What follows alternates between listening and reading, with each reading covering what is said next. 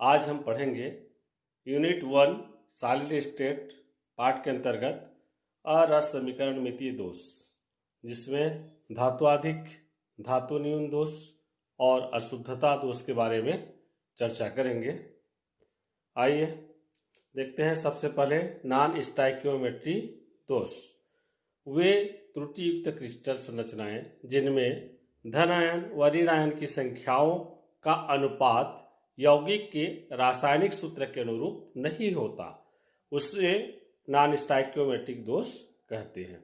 इसके पहले हमने स्टाइकियोमेट्रिक दोष देखा था, जिसमें क्रिस्टल संरचना रासायनिक सूत्र के अनुरूप होता था, पर जब रासायनिक सूत्र के अनुरूप नहीं होता है तब हम उसे नॉन स्टाइकियोमेट्रिक दोष कहते हैं, या हिंदी में इसको अरस समीकरण मितीय दोष कहते हैं।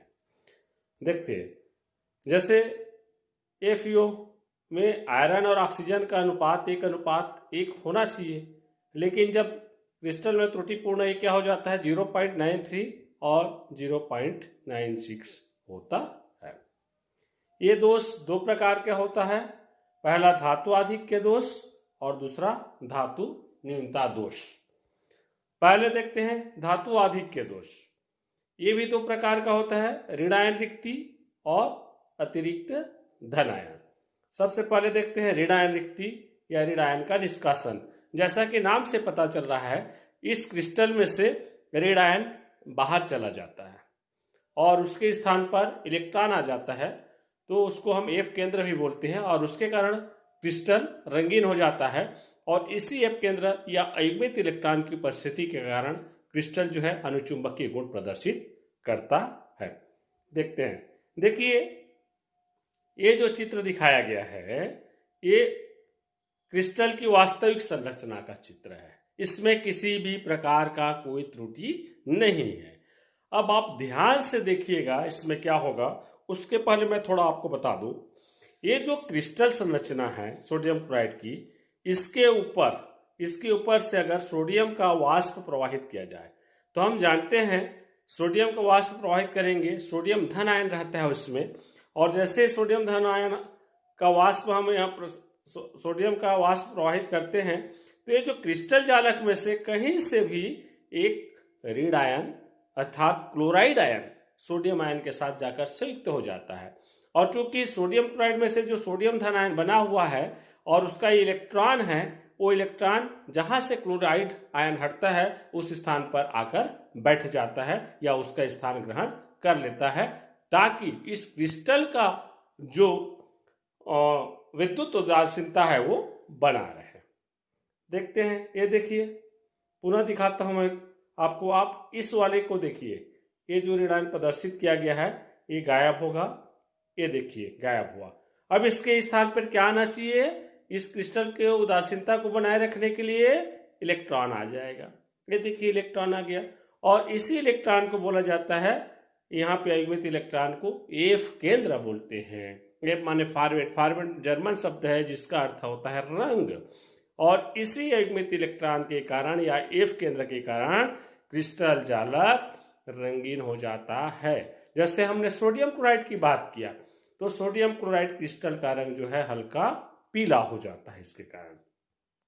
देखिए इसी को लिखते हैं हम, ऋण आयन अपने स्थान से हट जाते हैं तथा उस स्थान पर इलेक्ट्रॉन आ जाते हैं। जिस स्थान पर इलेक्ट्रॉन रहते हैं उसे F केंद्र कहते हैं, अर्थात रंग उत्पन्न करने वाला केंद्र। F केंद्र क्रिस्टलों को रंग प्रदान करता है, और इस दोष के कारण सोडियम क्लोराइड हल्का पीला, पोटेशियम क्लोराइड बैंगनी रंग का होता है।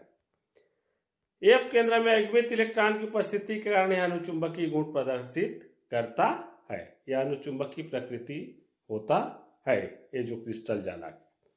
अब देखते हैं इसी का उदाहरण जो मैंने बताया। जब नमक को नमक मतलब सोडियम क्लोराइड को सोडियम वाष्प के संपर्क में लाया जाता है, तो उसकी सतह पर सोडियम परमाणु आ जाते हैं, जबकि सोडियम क्लोराइड में से क्लोराइड आयन हटकर सोडियम के संपर्क में आ जाता है, और सोडियम अपना इलेक्ट्रॉन त्याग कर सोडियम धन आयन बना लेता है, और यह इलेक्ट्रॉन उस स्थान पर आता है जहां से क्लोराइड आयन हटता है। दूसरा, अतिरिक्त धन आयन। धातु आदि के दोष में धन आयन का प्रवेश, अर्थात इसमें क्या होगा, धन आवेश जो है प्रवेश करेगा। और क्रिस्टल की उदासीनता को बनाए रखने के लिए ऋणावेश को भी प्रवेश करना पड़ेगा। देखते हैं, अंतरकाशीय स्थान में अतिरिक्त धन आयन के आ जाने के कारण ठोस की विद्युत उदासीनता को बनाए रखने के लिए कुछ इलेक्ट्रॉन भी अंतराकाशीय स्थान में आ जाते हैं। ये देखिए, ये जो क्रिस्टल संरचना, फिर मैं वास्तविक संरचना बता रहा हूँ। वास्तविक क्रिस्टल की संरचना है, व्यवस्थित क्रम में है, इसमें कण जो है। अब आप ध्यान से देखिए, धन आयन आ गया अंतराकाशीय स्थान पे। अब ये आ गया तो इसके साथ किसको आना पड़ेगा, इलेक्ट्रॉन को भी अंतराकाशीय स्थान में आना पड़ेगा। देखिए ध्यान से, है ना, अंतराकाशीय स्थान में अतिरिक्त धन आयन आया है, ये देखिए अतिरिक्त इलेक्ट्रॉन भी आ गया अंतराकाशीय स्थान में, ऋण आयन। इस प्रकार से इस क्रिस्टल की विद्युत उदासीनता तो बनी हुई है, लेकिन धन आयन आने के कारण धातु आयन की अधिकता हो गई, माने धातु आधिक्य में हो गया। हम जानते हैं ना, धातु धन आयन बनाता है इलेक्ट्रॉन त्याग करके। इसका हम उदाहरण देख सकते हैं, जैसे जिंक ऑक्साइड सफेद रंग का होता है, जब इसे गर्म करते हैं तो कुछ जिंक आयन अंतराकाशीय स्थान में आ जाते हैं।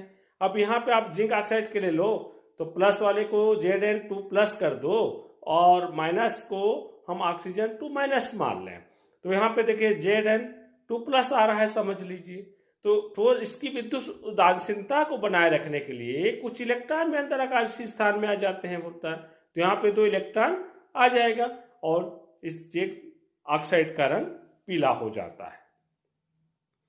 दूसरा, धातु न्यूनता दोष, धातु की कमी हो जाएगी इसमें, मतलब देखते हैं क्या होगा इसमें। यह दोष भी 2 प्रकार का होता है, पहला धन आयन रिक्ति, दूसरा अतिरिक्त ऋण आयन। संक्रमण तत्व में यह जो है दोष पाया जाता है, तो संक्रमण तत्व वाले यौगिक इस दोष को प्रदर्शित करते हैं।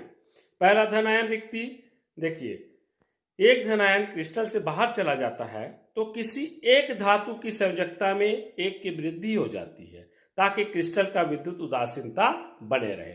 आप देखेंगे इसमें तो क्रिस्टल से एक धन आयन बाहर हो जाएगा तो किसी दूसरे जगह पर जहां पे धन आयन है उसकी संयोजकता में वृद्धि हो जाएगी।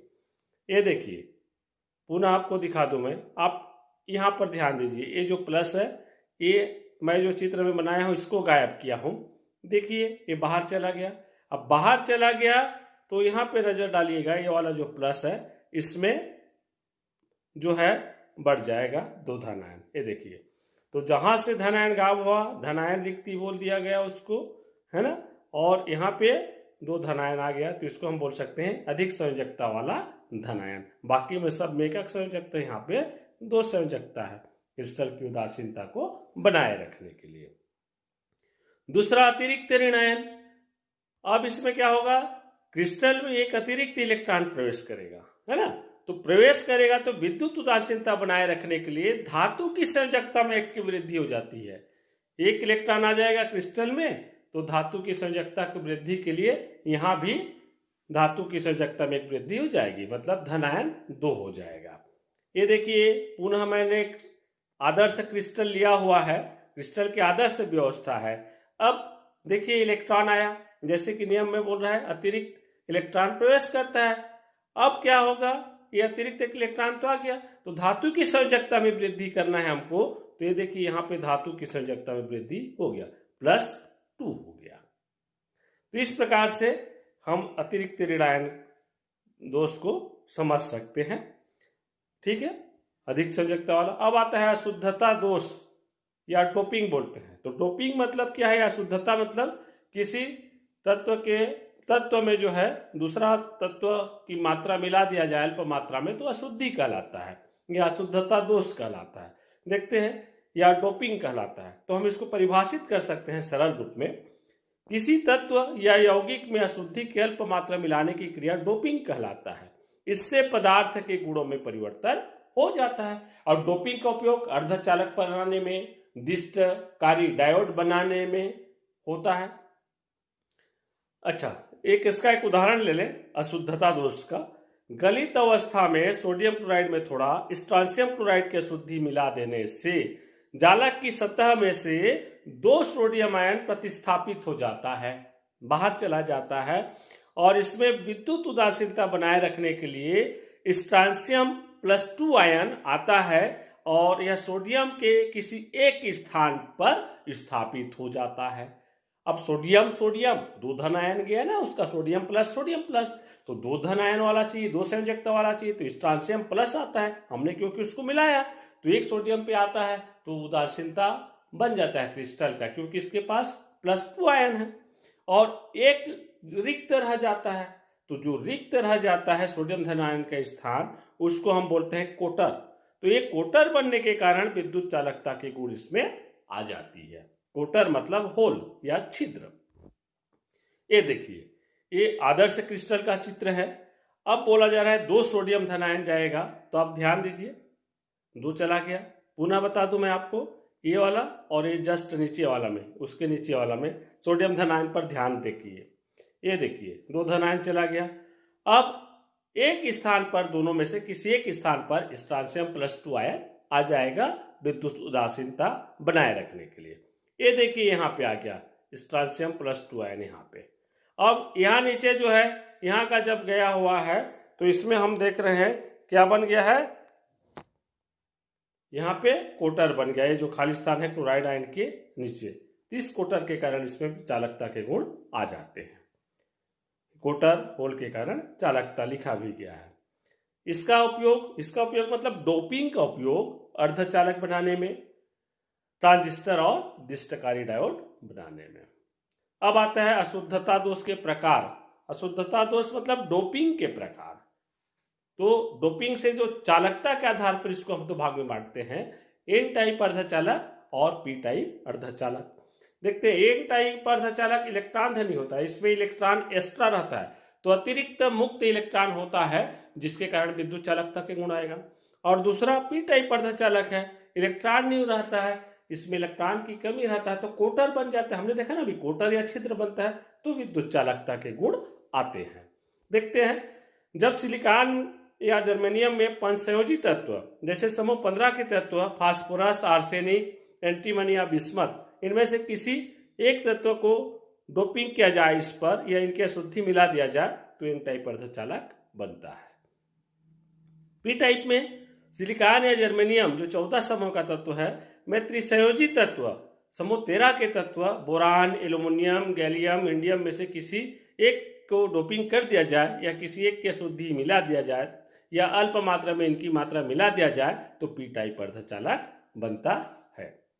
फिर एन टाइप अर्धचालक में देखते हैं, अतिरिक्त इलेक्ट्रॉन के कारण विद्युत चालकता के गुण आते हैं, और पी टाइप में एक इलेक्ट्रॉन होल या कोटर बनने के कारण चालकता के गुण आते हैं। अब देखिए, इस चित्र के माध्यम से आप समझ सकते हैं। देखिए, इस चित्र में हमने लिया, ये जो चारों तरफ सिलिकॉन को प्रदर्शित किया गया है, और बीच में हम 15वें समूह के तत्व एंटीमनी को लिया हुआ है, जिसकी पंचसंयोजी होता है। तो पंचसंयोजी होता है इसका, तो इनके जो है 4 इलेक्ट्रॉन चारों सिलिकॉन परमाणु के एक एक इलेक्ट्रॉन के साथ साझा कर लिया और बॉन्डिंग कर लिया, परंतु एक इलेक्ट्रॉन अतिरिक्त है, ये मुक्त घर्षण के लिए स्वतंत्र है, इसी के कारण विद्युत चालकता आती है, अतिरिक्त इलेक्ट्रॉन है, ये एन टाइप अर्धचालक। इसी प्रकार से हम जब पी टाइप अर्धचालक की बात करें, तो पी टाइप अर्धचालक में देखते हैं, ये देखिए सिलिकॉन में ही डोपिंग किया जा रहा है बोरान का, तो बोरान त्रिसंयोजी है, तो त्रिसंयोजी है, तो इसका देखिए इस सिलिकॉन परमाणु के साथ एक रहा, और इसके साथ दोनों, इसके साथ एक एक, इसके साथ एक एक करके ऐसे 2-2 इलेक्ट्रॉन का साझा कर ली, एक सिलिकॉन एक बोरान। परंतु इस वाले कंडीशन में देख रहे हैं, सिलिकॉन और बोरान वाले में बोरान के पास जो है क्या होता है, एक इलेक्ट्रॉन की कमी होती है। ये तो सिलिकॉन का ही इलेक्ट्रॉन है, साझा नहीं हो पा रहा है, तो एक इलेक्ट्रॉन की कमी, तो यहाँ पे कोटर बन जाता है, कोटर या होल है ना, ये जो व्हाइट में दिख रहा है लाल के, ये कोटर समझ लीजिए। तो इसी होल के कारण अर्धचालकता के गुण आता है, और इसको हम पी टाइप अर्धचालक कहते हैं। अब एक कुछ प्रश्न है, आप इसको बना लेंगे, परीक्षा की दृष्टि से बहुत महत्वपूर्ण है, इनका उत्तर बना लेंगे। धन्यवाद।